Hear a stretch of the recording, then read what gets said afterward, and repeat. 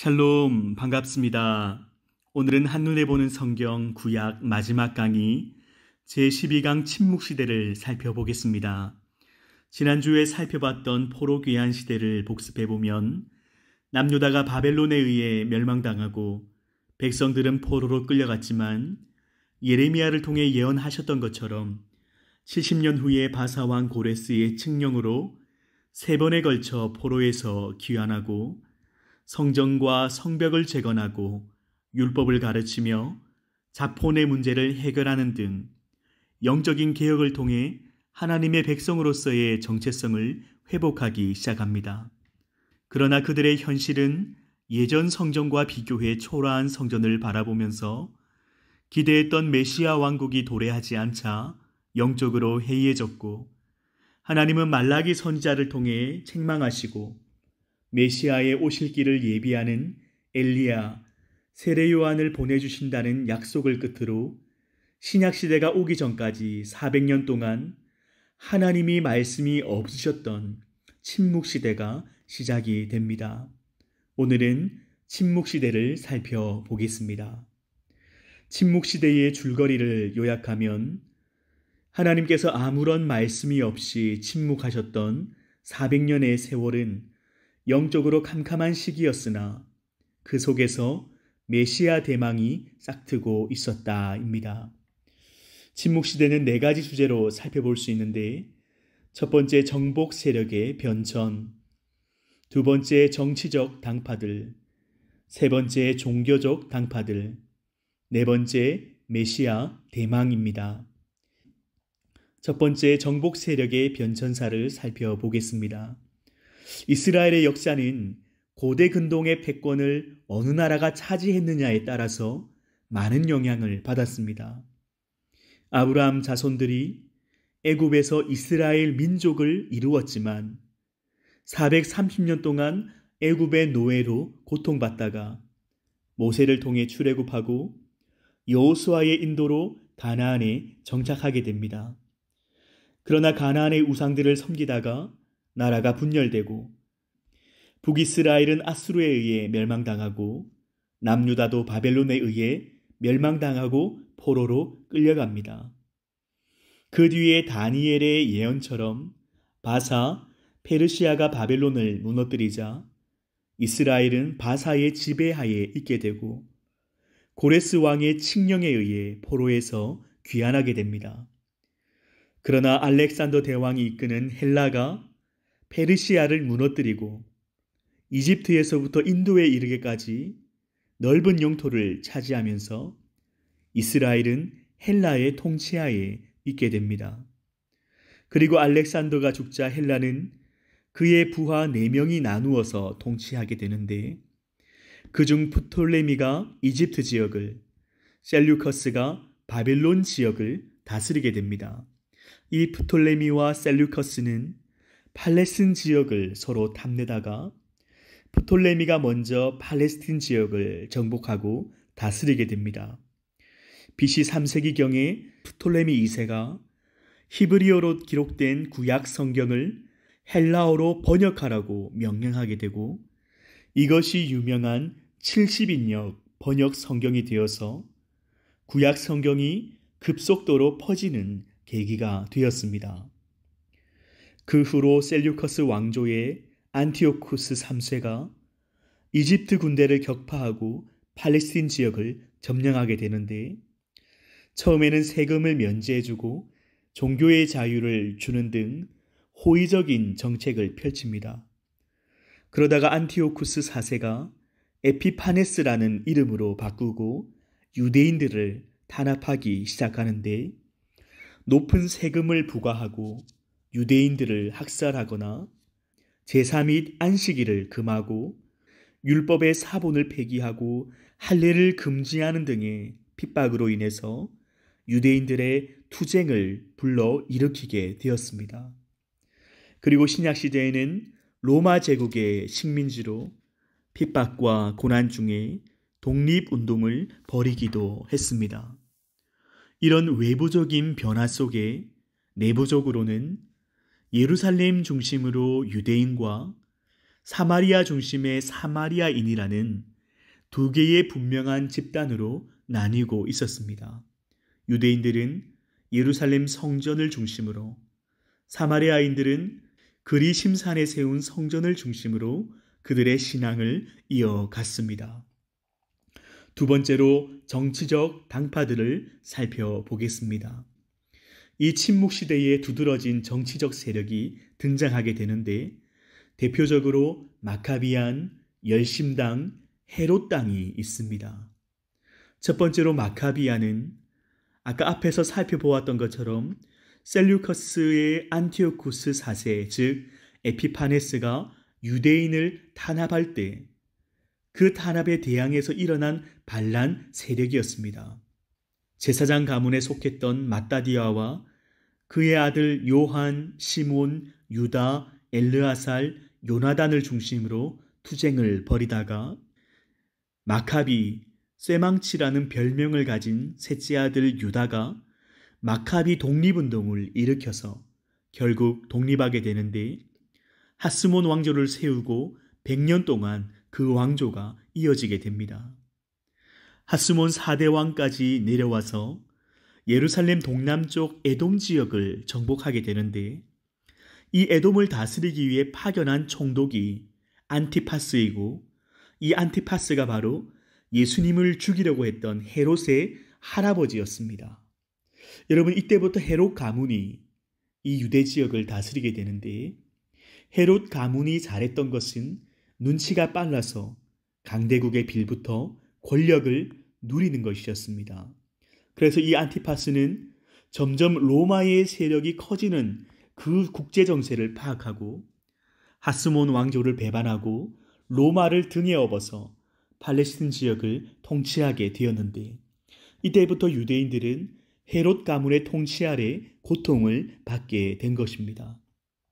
이 마카비 시대에 유대교가 부흥하게 되는데 율법과 성전을 중심으로 유대교 제도가 다져지는 시대였고 대제사장이 권력의 중심에 오르게 되었습니다.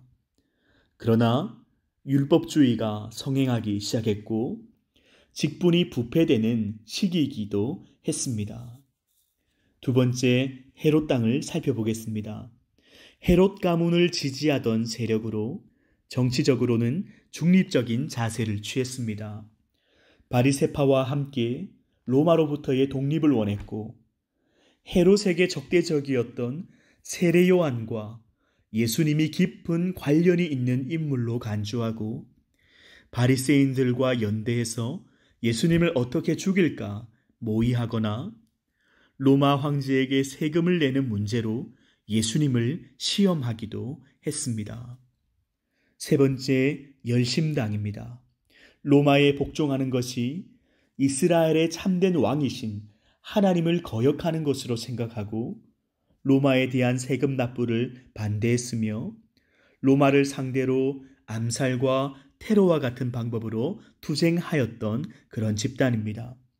이 열심당을 아람어로 셀롯인이라고도 불렀는데 특히 시카리가 자객이라고 불리는 자들은 겉옷 속에 단도를 숨기고 로마인과 결탁한 자들을 암살하기도 했습니다. 예수님의 제자 중에 셀롯이라는 시몬이 바로 이 열심당원 출신이었습니다. 세 번째로 종교적 당파를 살펴보겠습니다. 이 침묵시대에는 정치적인 당파들 외에도 종교적인 당파들이 형성되던 시기였습니다. 대표적인 세력으로 사두개파, 바리새파, 에세네파가 있었습니다. 첫 번째 사두개파를 살펴보면 다윗 시대의 대제사장이었던 사독의 후예라고 자칭하면서 마카비안의 하스몬 왕가를 지지했고 헬라화를 주장했습니다. 대부분 귀족 출신의 제사장들과 고위층들이 사두개파를 형성했고 신학적으로는 부활을 믿지 않았기 때문에 바리새파와 적대적인 관계였습니다. 두 번째로 바리새파, 다른 종파들과 비교해서 가장 많은 회원을 보유했고 우리가 잘 아는 것처럼 니고데모, 아리마대 요셉, 가말리엘, 바울 등이 바리새인이었습니다. 하시딤에서 분리된 것으로 추정을 하는데, 이 하시딤은 바벨론 포로 귀환 이후 이제 더 이상 하나님의 뜻을 저버리지 말고 하나님 말씀 그대로 살아보자고 결심한 유대인들이 결성한 모임이었습니다. 그러나 처음의 취지와는 다르게 율법을 너무 강조하다 보니까 율법주의로 빠지게 되고 종교적인 열심을 가진 자들로 변질되고 말았던 것입니다. 바리새인들을 일명 백성의 선생으로 부를 만큼 백성들의 지지를 가장 많이 받고 있는 그런 종교 당파였습니다. 그러나 율법주의에 빠지면서 겉으로는 경건한 척했지만 속으로는 세속주의에 빠져서 형식주의적인 종교 활동으로 인해 예수님께 많은 책망을 받기도 하였습니다. 세 번째, 에세네파, 하시딤에서 유래된 것으로 추정하는데 극단적인 경건주의자들이었습니다. 세상과는 구별되어 광야에서 집단 생활을 하면서 거룩한 삶을 살려고 노력했습니다. 세례 요한이 이 에세네파의 일원이었을 것으로 추정을 하는데, 이들은 사해사본이라는 인류에게 귀중한 유산을 남겨 주었습니다. 이것 외에는 그 당시 큰 영향력을 미치지 못한 채 그렇게 사라졌습니다. 마지막으로 메시아 대망 사상을 살펴보겠습니다. 이 침묵시대의 400년 동안은 유대인들이 정치적으로 혼란했고 종교 지도자들이 세속화되면서 백성들의 신앙도 형식주의로 전락해 버렸습니다. 하지만 그 가운데 경건한 사람들은 하나님께서 온 인류를 죄와 사망에서 구원하기 위해 보내주시겠다고 약속하신 구세주 메시아를 대망하며 살았습니다. 이 메시아에 대해서 어떤 사람들은 정치적으로만 이해했고 어떤 사람들은 영적으로만 이해하는 등 많은 혼란이 있었습니다. 하지만 메시아가 오시면 모든 것을 고치시고 회복하실 것을 기대하고 간절히 기다리며 끝까지 믿음을 지킨 그 남은 사람들을 통해서 하나님은 메시아에 오시는 그 길을 준비하고 계셨습니다. 첫 번째, 하나님은 언어를 통일하셨습니다. 알렉산더 대왕이 세계를 정복하기 위해서 정복 전쟁을 일으켰는데 그 넓은 땅을 잘 다스리기 위해서 정복한 나라에 헬라 문화를 심었습니다. 그리고 언어도 헬라어를 사용하게 했습니다. 그래서 전 세계가 헬라어를 사용하는, 헬라어가 전 세계 공용어가 되면서 언어가 통일되었던 것입니다.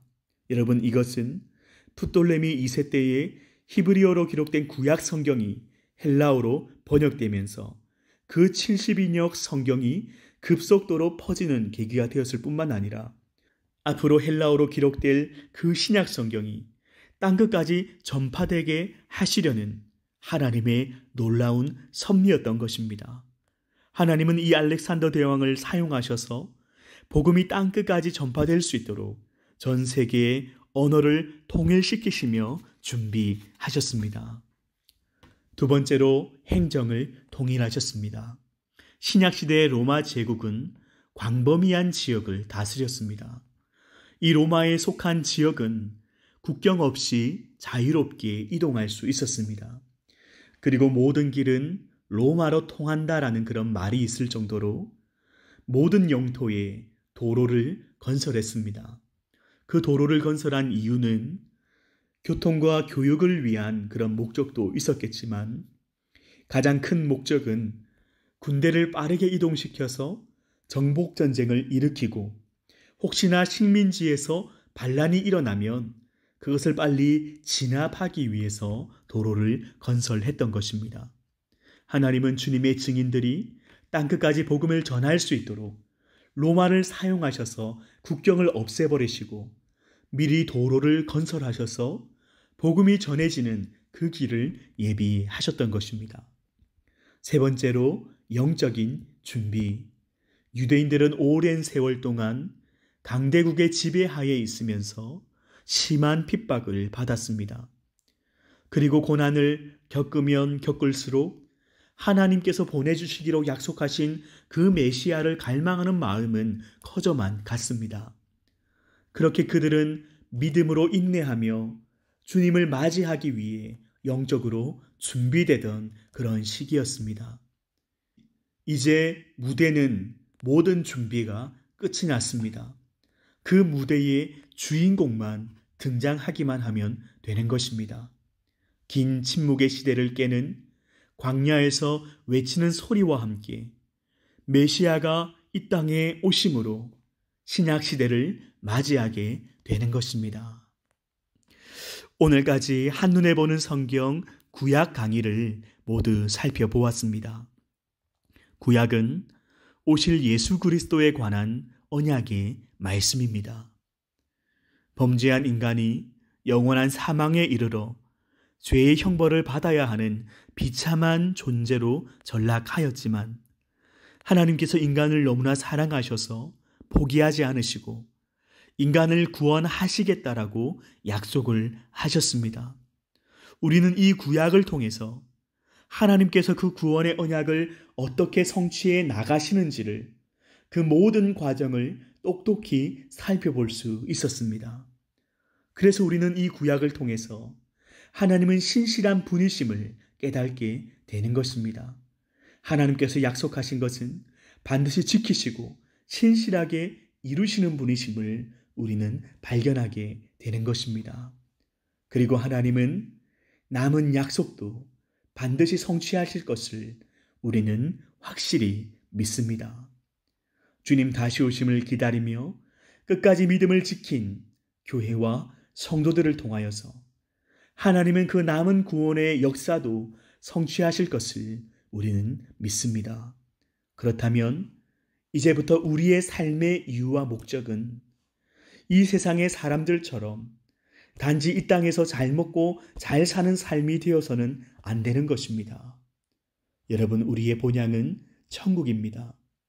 우리는 잠깐 이 땅에서 살다가 하나님 부르실 그때에 우리의 본향 천국에서 영원한 생명을 누릴 하나님의 백성들이라는 사실을 기억하시길 바랍니다. 그래서 우리는 이 땅에서 우리 모두 주님의 증인되어서 땅끝까지 복음 전하는 그 사명을 감당해서 주님 다시 오시는 그 길을 준비하고 하나님의 구원의 약속이 우리 교회와 성도님들을 통하여 성취될 수 있기를 주님의 이름으로 축원합니다. 그래서 우리 모두 하나님께 붙들림 받아서 주님의 그 구원의 역사 위에 귀하게 쓰임 받으시고 영원한 하나님 나라에서 별과 같이 빛나는 성도님들 되시기를 주님의 이름으로 축원합니다. 그동안 한눈에 보는 성경 구약 강의를 들어주셔서 감사합니다. 내년에는 신약편으로 다시 만나 뵙겠습니다. 다시 만날 때까지 영육간에 강건하시고 하나님 말씀 늘 묵상하시고 그 말씀대로 살려고 노력할 때에 우리의 믿음이 자라나고 신앙이 성숙해져서 주님을 닮아가는 귀하고 복된 삶 사시기를 주님의 이름으로 축원합니다. 감사합니다.